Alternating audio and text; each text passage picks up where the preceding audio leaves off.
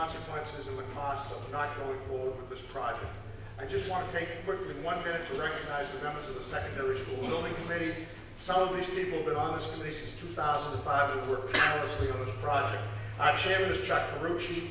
Our vice chair is Laurie Wicks. I'm going to read the names of the members because last time I forgot somebody and she's sitting here looking at me right now, staring right at me. So Janine Imbriano, Greg Doble, Steve Nathan, Aldo Tramontozzi, Danny McGinnis, Ed Stiles, Helen Maynard, Jack Pecora, Phil Gardino, Kathy Willis, Sean Delaney, Don Culliver, Cliff Bowers, Wayne Hardacre, John Bernard, Kathy O'Connell, and Greg Delaconis, and they've worked tirelessly to get us to where we are tonight.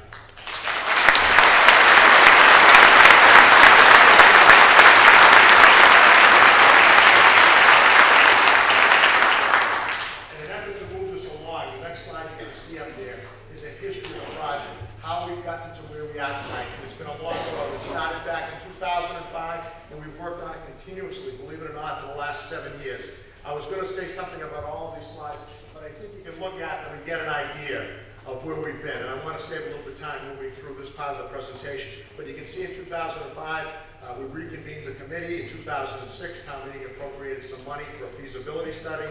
In 2009, this was a very important date, in October of 2009, representatives of the Secondary School Building Committee went with State Representative Brad Jones and Senator Bruce Todd, who I believe are both here tonight. And we went into the State House and we met with representatives from the Mass School Building Authority to present to them our ideas and our concerns about our secondary school buildings. Subsequent to that, in 2010, town meeting was generous enough to appropriate a sum of money. And that money was used to conduct a feasibility study. And again, I'm going to say to you that if you look at this slide and the next one, okay, that's basically the history of the project, bringing us up to where we are today. The big date on that was January 25th of 2012. That's the day the Massachusetts School Building Authority voted to approve our project. And not only did they approve the scope of the project, but they approved the cost of the project. And they committed to us on January 25th to pay between $47 and $49 million of the total cost of this project. The building project is the culmination of a long and productive collaborative relationship and partnership that we've had with the Mass School Building Authority. And if you want to know why that's important, the reason it's important is over the last 7 years, the Massachusetts School Building Authority has provided $8.4 billion towards construction projects in Massachusetts. That's $8.4 billion. And if you're asking yourself, where did that money come from? It came out of the pockets of every single person in this room, in the gymnasium, and in the cafeteria. Every time you buy something in Massachusetts and you pay a sales tax for whatever you buy, a percentage of that sales tax money goes towards the funding of MSBA-approved projects.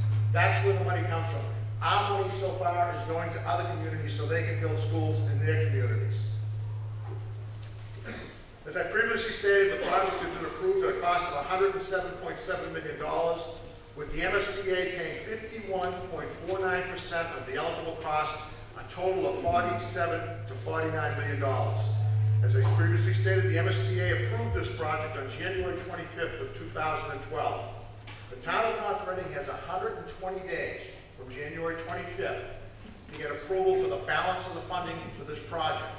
If we don't get that approval in 120 days, we go off the list, and pretty much somebody else is going to step into our shoes for that money. So tonight is the first step in the process of approving this project. The second step, obviously, is going to be Saturday at the polls. This time I'm going to ask the Superintendent Willis to come up and talk about children's educational needs in the 21st century. Thank you.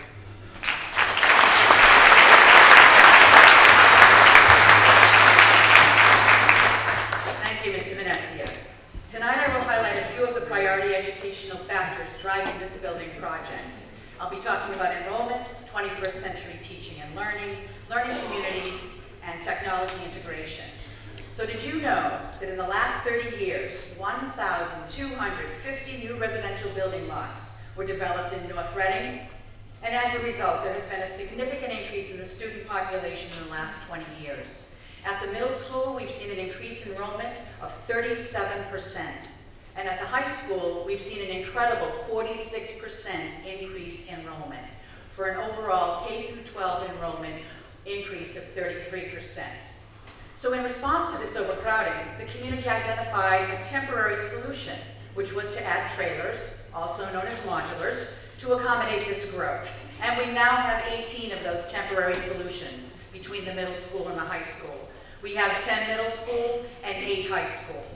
The typical lifespan is 10 years. Already we're having issues that require repair. And I just want to let you know that the average cost to purchase and install a modular is $150,000. In a few minutes, the principals will show you that our classrooms are undersized and thus overcrowded. We value the time and the work that the previous building committee devoted to the renovation of the high school. They did what was needed to support the infrastructure 20 years ago, and for that we are grateful. But a lot has changed in the world in the last 20 years, and that includes the way that we educate students. These schools were built for a different era, reflective of the industrial age. We could fit more desks in classrooms because they were lined up, arranged in rows, where the teacher primarily stood at the front of the class and lectured. It was known as the factory model of the 20th century. But now, our students are immersed in the information age. They are not only required to engage with the rigorous and relevant curriculum, but also develop what are known as 21st century skills for college and career readiness. These skills include critical thinking and problem solving that develops expert thinkers, communication and collaboration that prepares students for complex communication systems, and creativity and innovation that fosters applied imagination and invention. The way students acquire these skills look different in learning spaces that also look different. Our middle school and high school faculty and staff met several times with the architects and an educational consultant to provide input into the design of these learning spaces. The demands of the curriculum, coupled with 21st century skills, require spaces for students to have opportunities for collaboration, engaging with one another in the learning process. Not all of the learning spaces look the same in this project. For students, there will still be classrooms as well as larger, open spaces for more than one classroom to come together, and smaller spaces for students to engage in hands-on, minds-on learning.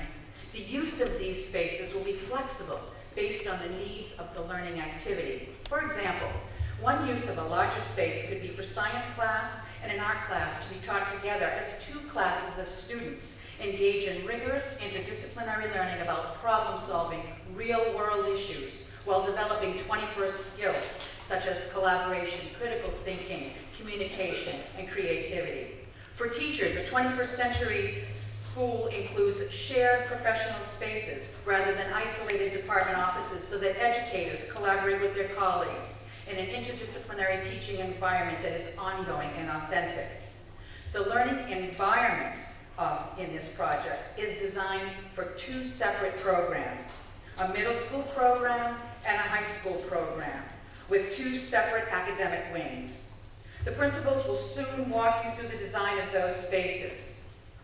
To manage the use of these buildings, the principals will work together as they create separate school schedules for students that will control who is passing in the hallways when and the use of the common core facilities. They will continue to implement the same hallway monitoring practices currently in place that ensure a safe and orderly school environment. Any mingling of students will be structured, supervised, and purposeful. You know that students are considered natives of this digital age and that technology has changed the way we access and use information. The use of technology as a teaching tool just in the last 20 years has dramatically changed education in the way that we know it. The increase in student engagement alone has improved achievement. It's what our students are growing up knowing and doing, and without it, our schools are becoming museums of the past. They are citizens of the world and will use this technology to connect with peers in other towns, other states, and other countries across the globe. The new buildings will be completely wired so that digital devices can be used anywhere, at any time. We will no longer need to go to a computer lab to access technology, and the use of technology will be organic, and it's what our students are familiar with outside of school. This is our education dream for your children and the generations to come. The future is here, and there's no turning back. Now, our high school principal, John Bernard, and middle school principal, Catherine O'Connell, will bring these themes for 21st century schools to life as they take you through the project design slides. Thank you.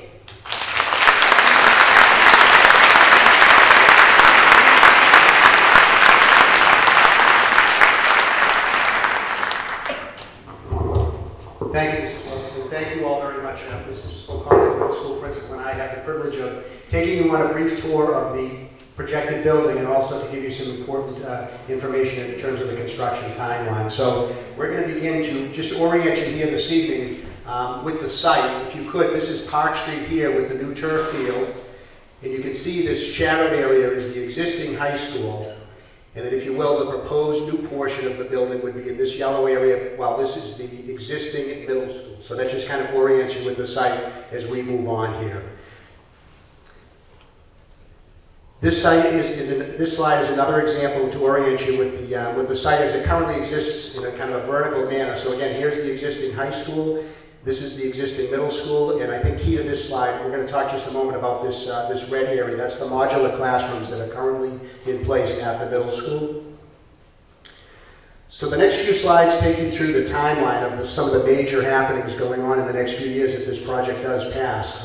First of all, starting in May of 2012 and then continuing through December of 2012, the project will begin. There will be some site work that will start behind this current building as we lead up to the middle school.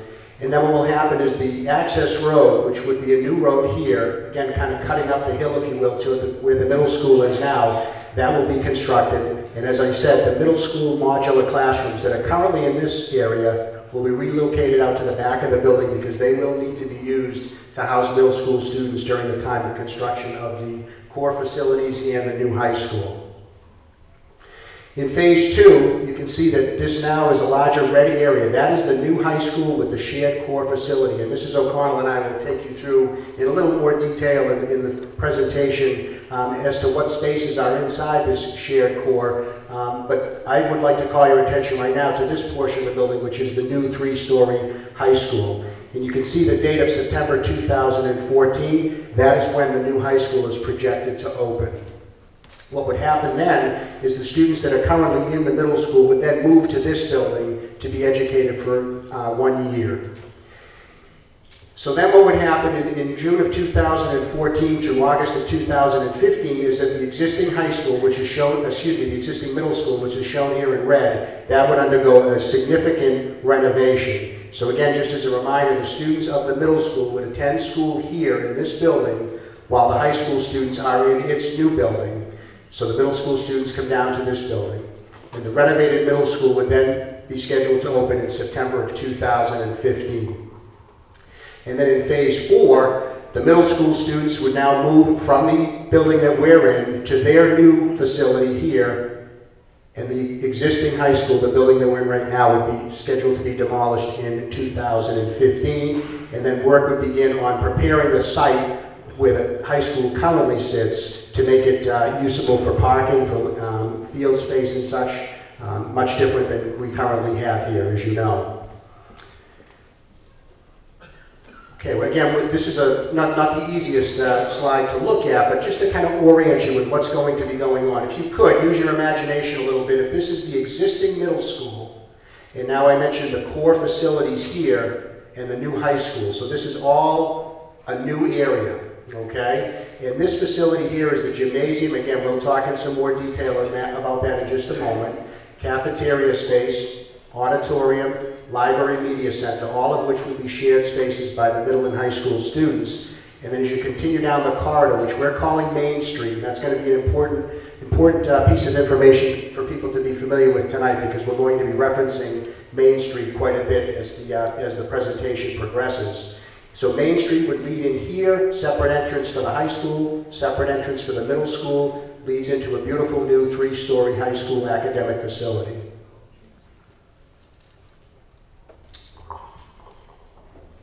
Thank you, Mr. Bernard. I'll just show you the middle school layout a little bit. In blue here are classrooms, so 7th and 8th grade classrooms are on the main floor in blue. In pink would be special education learning centers. In the green are state-of-the-art science labs for the 7th and 8th grade students. And in the red is a robotics lab, which we started in grade 6 this year and hope to expand, and then a regular traditional computer lab.